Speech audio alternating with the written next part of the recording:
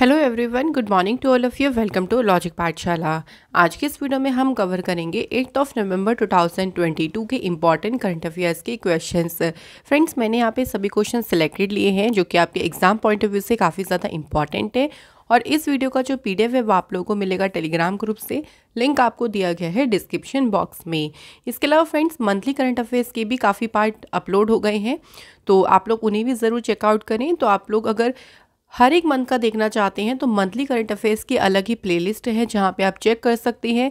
अगर आप static GK के टॉपिक्स पढ़ना चाहते हैं, बहुत सारे टॉपिक्स ऑलरेडी अपलोड हैं चैनल पे, आप लोग ज़रूर देखें क्योंकि ये सभी टॉपिक इंपॉर्टेंट हैं।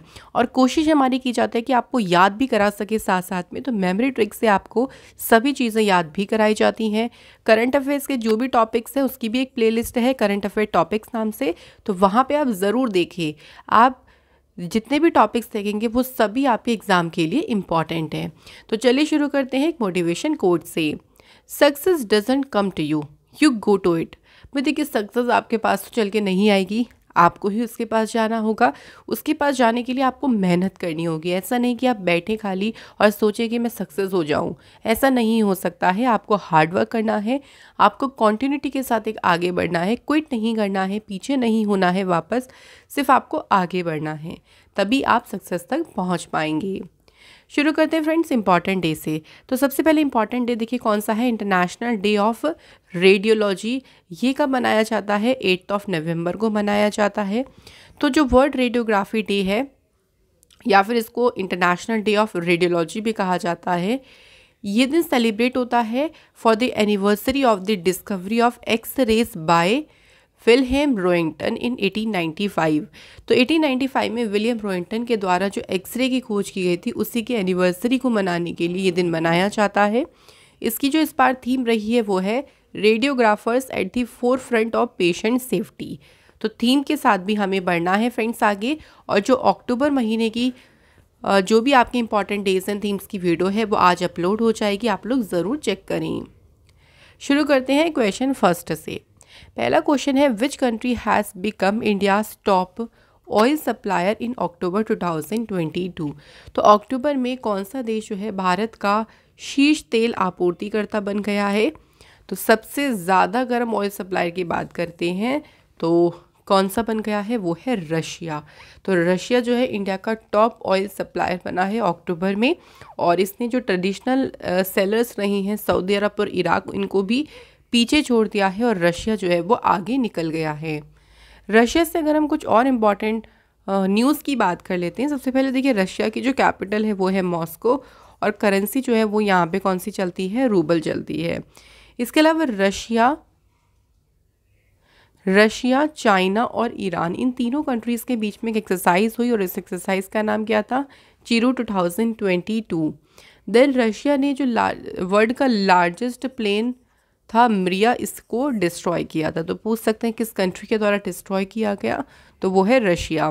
रशिया जो है वो सबसे ज़्यादा सेंशन कंट्री भी बनी। Then Russian language day.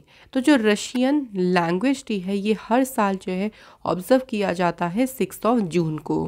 अब यहाँ से बात कर लेते हैं हम थोड़ी सी चाइना से रिलेटेड न्यूज़ की, क्योंकि काफ़ी जो कंट्रीज़ न्यूज़ में रही हैं वहाँ से अक्सर क्वेश्चन बनने के चांसेस ज़्यादा होते हैं। तो देखिए, चाइना ने सक्सेसफुली लॉन्च किया था पहला comprehensive space based solar telescope observatory, और इसको नाम किया दिया था क्वाफू 1। चाइना ने ही एक नई सैटेलाइट लॉन्च करी थी। तो क्वेश्चन कैसे बनेगा कि जोंगिंग 6T सैटेलाइट है, ये किस कंट्री के द्वारा लॉन्च की गई? तो आंसर होगा चाइना। चाइना के पहले मार्स रोवर का नाम, ये आपको नाम ध्यान रखना है, इसका नाम था ज़ुरोंग। चाइना बना था वर्ल्ड की पहली कंट्री जिसने सिंथेटिक कैनाबिनॉइड को बैन किया था। इसके अलावा चाइना ने लॉन्च किया था नया एक ऑब्जर्वेशन सैटेलाइट, और इस ऑब्जर्वेशन सैटेलाइट को नाम दिया था हयांग 2D। तो इसके अलावा देखिए बहुत सारी सैटेलाइट है चाइना के द्वारा लॉन्च की गई, जैसे गेफॉन 502, शीजियान 21, इसके बाद गुआंगमू।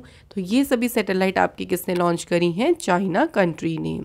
अब क्वेश्चन के ऊपर बात कर लेते हैं। तो देखिए रशिया जो है जबकि टॉप ऑयल सप्लायर बना है इंडिया का, अगर हम पहले की कंपैरिजन करें तो Russia which made up of just 0.2% of all oil imported by India in the year to March 31 2022, और कितना मतलब सप्लाई किया 9,35,556 बैरल पर डे। तो पर डे जो है वो इतना क्रूड ऑयल जो है इसकी आपूर्ति की है, जो कि अभी तक का सबसे ज़्यादा है। रशिया की बात करते हैं तो सबसे बड़ी लार्जेस्ट कंट्री है रशिया। एरिया वाइज अगर हम देखें तो कैपिटल है इसकी मॉस्को, करेंसी है रशियन रूबल, प्रेसिडेंट है व्लादिमीर पुतिन और प्राइम मिनिस्टर है यहाँ पे मिखेल मिशुतिन। अगला क्वेश्चन है हमारा, who will be chief guest at the 17th प्रवासी भारतीय दिवस कन्वेंशन ऑर्गेनाइज्ड इन इंदौर मध्य प्रदेश। तो 8 से 10 जनवरी 2023 में जो 17 प्रवासी भारतीय जो दिवस सम्मेलन होगा, इसमें चीफ गेस्ट कौन होंगे, यानी मुख्य अतिथि इसमें कौन होंगे। तो राइट आंसर है हमारा प्रेसिडेंट ऑफ गुयाना। गुयाना देश के जो राष्ट्रपति हैं वो होंगे चीफ गेस्ट, और उनका नाम भी ध्यान रखेंगे, डॉक्टर मोहम्मद इरफान अली। नाम से भी डायरेक्ट पूछ सकते हैं, यहाँ पे आपको राष्ट्रपति के नाम दे देंगे तो इसलिए आप नाम ध्यान रखेंगे, डॉक्टर मोहम्मद इरफान अली। ये चीफ गेस्ट होंगे 17 प्रवासी भारतीय दिवस में, और इसकी जो थीम रखी गई है वो है diaspora reliable partner for India's progress in Amrit Kaal. पहला जो प्रवासी भारतीय दिवस ऑर्गेनाइज किया गया था वो 2003 में ऑर्गेनाइज किया गया था, जो कि जो इंडियन कम्युनिटी है, जो ओवरसीज़ इंडियन कम्युनिटी है, उसका जो कंट्रीब्यूशन है भारत के डेवलपमेंट में, उसी को मार्क करने के लिए जो है वो प्रवासी भारतीय दिवस मनाया जाता है। अब एक और चीज़ ध्यान करेगा कि 9 जनवरी को क्यों चुना गया है, क्योंकि 9 जनवरी अगर हम 1915 की बात करते हैं तो इस दिन महात्मा गांधी जी साउथ अफ्रीका से वापस जो है वो इंडिया लौटे थे। तो इसी दिन को चूज़ किया गया है प्रवासी भारतीय दिवस के लिए। नेक्स्ट क्वेश्चन पे बढ़ते हैं। Union ministry of tourism will participate in the world travel market which is being held in dash. तो जो टूरिज्म मिनिस्ट्री है उन्होंने विश्व यात्रा बाजार में वो भाग लेगी। तो ये जो वर्ल्ड ट्रेवल मार्केट है ये कहाँ पर आयोजित किया जा रहा है, तो इसे आयोजित किया जा रहा है फ्रेंड्स लंदन में। तो ये हमें ध्यान रखना है कि कहाँ पर ये आयोजित किया जा रहा है। ये one of the largest international travel exhibition है, और इसकी जो थीम रखी गई इस बार की वो क्या है, the future of travel starts now. India जो है पर्यटन के लिए, या इंडिया जो है पार्टिसिपेट करेगा WTM यानी वर्ल्ड ट्रैवल मार्केट 2022 में, to showcase itself as a preferred destination for tourism. तो खुद को ये शोकेस करेगा कि भाई जो इंडिया है ना वो खुद को प्रदर्शित करेगा कि टूरिज्म के लिए हम एक प्रेफर्ड डेस्टिनेशन, एक पसंदीदा एक डेस्टिनेशन है। तो उसी के रूप में खुद को प्रदर्शित करने के लिए ही इंडिया जो है वो इसमें भाग ले रहा है। अगला क्वेश्चन है, the first voter of independent India Shyam Saran Negi passed away recently at the age of 106। He was from which state.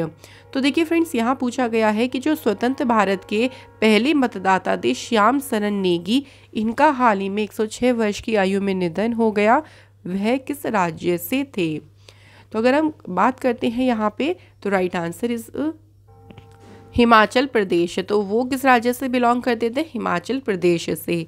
अच्छा, हिमाचल प्रदेश से अगर हम कुछ इंपॉर्टेंट न्यूज़ की बात करें तो देखिए इंडिया का जो पहला हिमाचल प्रदेश को जो पहला बायोडाइवर्सिटी पार्क मिला था अपना, वो कहाँ पे ओपन किया गया था, हिमाचल प्रदेश के मंडी में।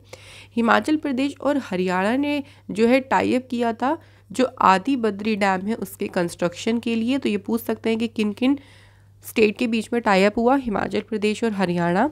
इसके अलावा हिमाचल प्रदेश सरकार ने अपना कांगड़ा एप्लीकेशन को लॉन्च किया। हिमाचल प्रदेश बना था पहला LPG इनेबल्ड और smoke free state. Himachal Pradesh की पुलिस को प्रेसिडेंट्स कलर अवार्ड से सम्मानित किया गया था। तो ये फ्रेंड्स हमारी कुछ इंपॉर्टेंट न्यूज़ है हिमाचल प्रदेश से। क्वेश्चन की बात कर लेते हैं फ्रेंड्स। तो बात करें हम श्याम शरण नेगी जी की, तो उन्होंने हिमाचल असेंबली चुनाव से 34 यानी 34वीं बार जो है वोट डाला था। चुनाव आयोग ने जो नेगी है उनको ब्रांड एम्बेसडर भी बनाया था। तो हाल ही में फ्रेंड्स इनका निधन हुआ है। Next question is, UP government aims to make one of India's largest pilgrimage centres Mathura Vrindavan और net zero carbon emission tourist destination by which year.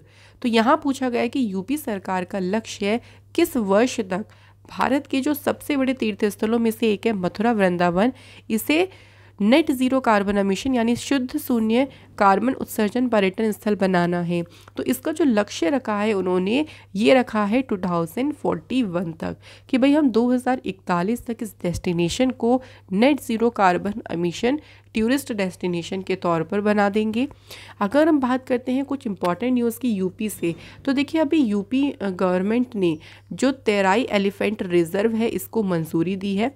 ये ध्यान रखेंगे, यूपी का जो रानीपुर टाइगर रिजर्व है ये बना था 53rd टाइगर रिजर्व हमारे इंडिया का। ये बहुत इंपॉर्टेंट न्यूज़ है। यूपी में जो झांसी रेलवे स्टेशन है उसका नाम चेंज करके रखा गया था वीरांगना लक्ष्मीबाई रेलवे स्टेशन।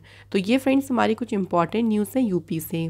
अब बात करते हैं क्वेश्चन की। तो देखिए इसका मतलब क्या होगा, इसका मतलब ये होगा कि जो ये टूरिस्ट व्हीकल्स होंगे, जितना भी एंटायर ब्रज रीजन है वहाँ पे टूरिस्ट व्हीकल्स को बैन किया जाएगा, which includes famous Pilgrim centre जैसे कि वृंदावन, कृष्ण जन्मभूमि।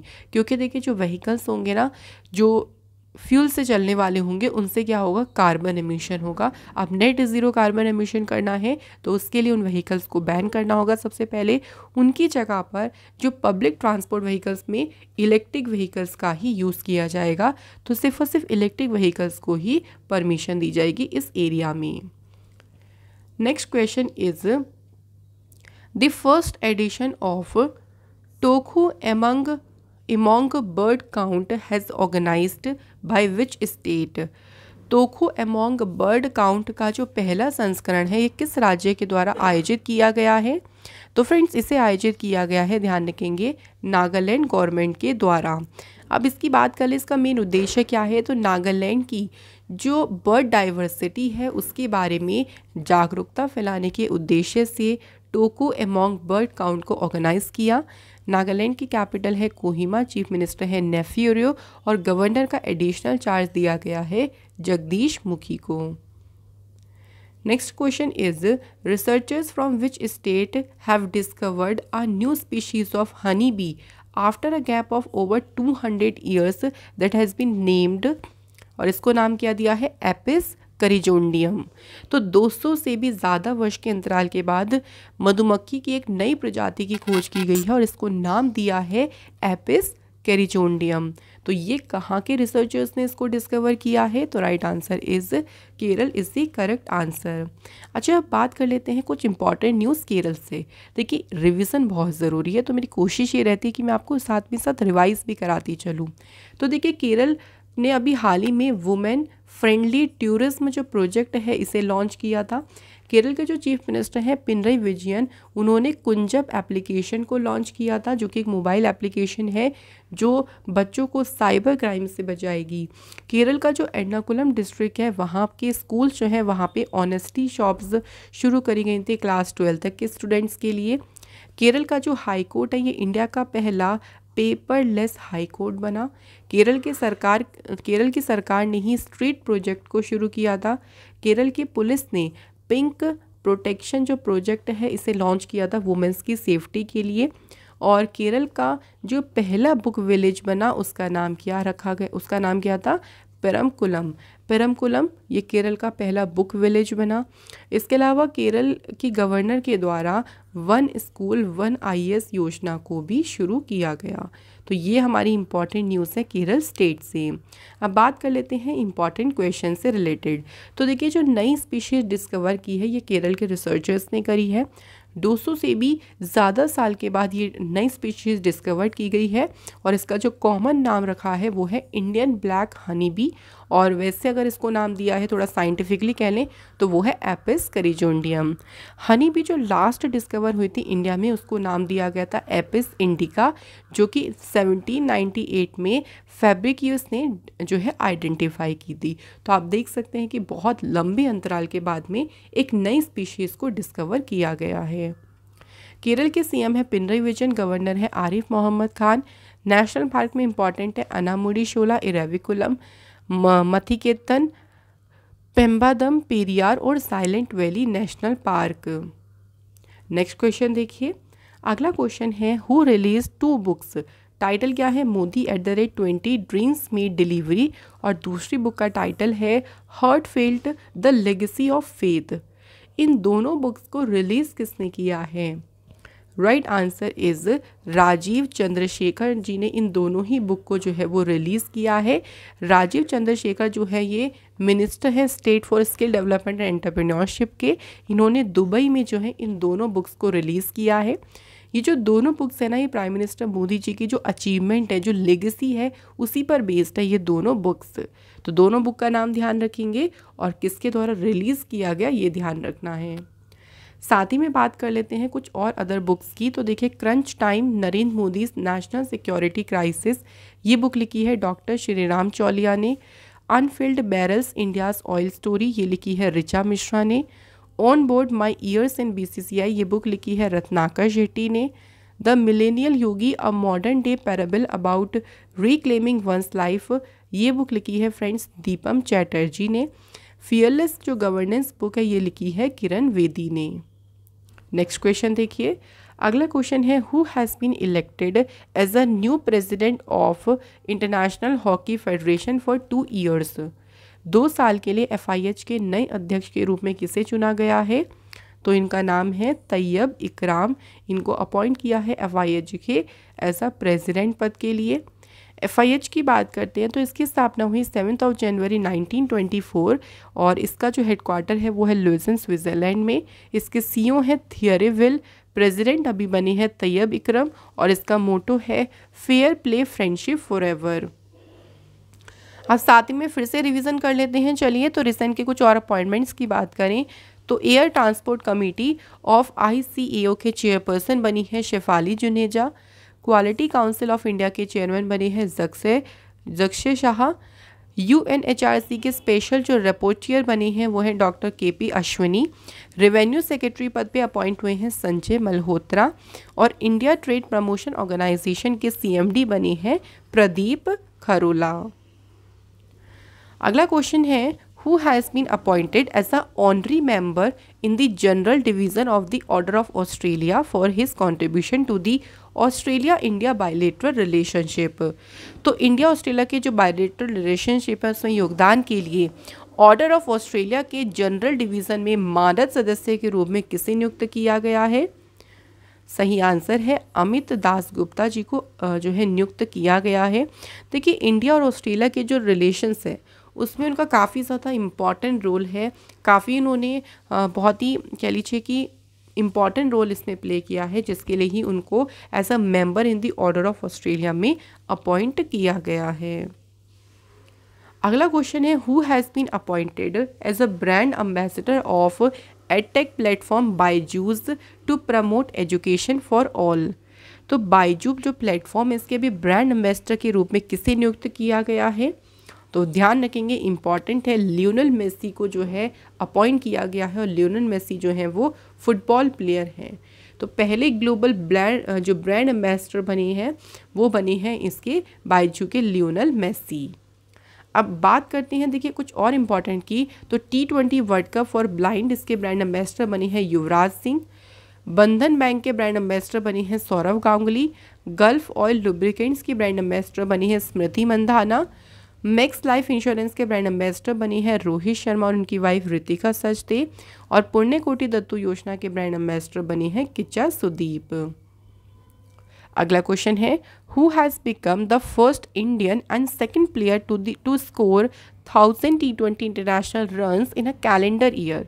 इट मीन्स एक वर्ष में 1000 T20 इंटरनेशनल रन बनाने वाले ये पहले भारतीय बने हैं और दूसरे खिलाड़ी तो इंडियन में पहले बने हैं और इनका नाम है Surya Kumar Yadav is the right answer. Surya Kumar Yadav ने 1026 रन बनाए हैं और जिनका एवरेज है 44.60 है 28 इनिंग्स में। इस साल में उन्होंने 100 मारी है, 9 इनकी हाफ सेंचुरी रही है और इनका टॉप स्कोर रहा है 117। अब देखिए ये पहले इंडियन बोले थे और दूसरे प्लेयर तो पहले प्लेयर की बात करें तो 2021 में पाकिस्तान के विकेट कीपर जो बैटर हैं मोहम्मद रिजवान, इन्होंने स्कोर किया था 1326 runs in a calendar year. तो ओवरऑल तो सेकंड प्लेयर हैं, लेकिन अगर इंडियन में पूछे जाएंगे तो पहले ही प्लेयर हैं।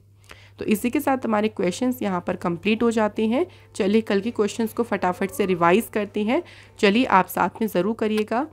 क्वेश्चन देख लेते हैं। हमारा पहला है, who become the first player to take a hattrick in ICC T20 world cup. तो सही आंसर हो जाएगा Virat Kohli is the right answer. Next important question है, who has been appointed as an independent director of Reliance industry limited. Right answer is KV Kamath. ये RIL के स्वतंत्र निदेशक के रूप में नियुक्त किए गए हैं। Which of the following payment bank has conducted the first floating financial literacy camp of India. इसे नाम दिया है निवेशक दीदी। तो जम्मू कश्मीर के श्रीनगर में इस शिविर को आयोजित किया गया है और बैंक है इंडिया पोस्ट पेमेंट बैंक। कौन सी स्टेट गवर्नमेंट ने लखपति दीदी योजना का उद्घाटन किया है? सही आंसर है Uttarakhand. The Union Cabinet Committee chaired by Prime Minister Narendra Modi ji has approved the naming of Greenfield Airport at Holong Airport as a Donni Polo Airport। तो देखिए जो होलोंगी एयरपोर्ट है ना, इसका नाम अब बदल के रखा गया है दोनी पोलो एयरपोर्ट। ये एयरपोर्ट कौन से स्टेट में है? अरुणाचल प्रदेश में। In which state the 11th edition of annual joint military training between the Indian Air Force and the Royal Singapore Air Force has commenced। तो कहाँ पर इसका आयोजन शुरू हुआ है? वेस्ट बंगाल में। Who has inaugurated the 6th edition of Ganga Utsav 2022 in new Delhi. तो फ्रेंड्स गंगा उत्सव का जो आयोजन है या उद्घाटन है जी किशन रेड्डी जी ने किया है। What is the name of the chatbot launched by the UDAI for better resident experience. तो चैटबॉट का नाम क्या है? आधार मित्र। Who among the following union ministers has inaugurated the शिल्प समागम in New Delhi। तो शिल्प समागम का जो उद्घाटन है वो किसने किया है? डॉक्टर वीरेंद्र कुमार ने। Which ministry has released the performance grading index for states and UT for 2021। तो किस मिनिस्ट्री ने रिलीज किया है परफॉर्मेंस ग्रेडिंग इंडेक्स? तो answer is ministry of education. Who has unveiled the booklet agenda for members of Panchayati Raj institutions for rural development। Right answer हो जाएगा गिरिराज सिंह। तो friends कल आप लोगों से जो क्वेश्चन पूछा था कि वर्ल्ड रेबीज डे कब मनाते हैं? 28 सितंबर को, और इसकी इस बार थीम रही 1 हेल्थ 0 डेथ। सेकंड था कि रेडियो स्कूल प्रोग्राम शुरू किया था उड़ीसा की सरकार ने। तो फ्रेंड्स आप सभी ने बिल्कुल सही आंसर करें। Thank you so much guys, जो भी कमेंट आप लोग कर रहे हैं उसके लिए। तो आज के कमेंट है Pradeep Das and Abhishek Singh. Thank you so much once again. तो चलिए अब आज के क्वेश्चंस की बारी आती है। तो पहला क्वेश्चन देखिए, which space agency launched the virtual space museum. और इसका नाम क्या है? स्पार्क। तो किस स्पेस एजेंसी ने इसे लॉन्च किया है? सेकंड क्वेश्चन है, पुण्य कोटि दत्तू योजना ये कौन सी स्टेट ने शुरू किया है? तो वैसे तो अभी आपने पढ़ ही लिया है, लेकिन फिर भी बताइएगा कि कौन सी स्टेट ने जो है इस योजना को शुरू किया है। तो इसी के साथ फ्रेंड्स हमारी वीडियो यहाँ पे होती है कंप्लीट। अगर हमारी वीडियो का कॉन्सेप्ट आपको अच्छा लगता है तो प्लीज़ वीडियो को लाइक करें, शेयर करें ज़्यादा से ज़्यादा। चैनल पे नए हो तो चैनल को सब्सक्राइब ज़रूर करें। तो thank you so much friends, और आप सभी को all the very very best. जो भी आपके अपकमिंग एग्ज़ाम्स हैं आप मेहनत करें, आगे बढ़ें और डेफिनेटली आपका एग्ज़ाम बहुत अच्छा जाएगा। Thank you so much once again.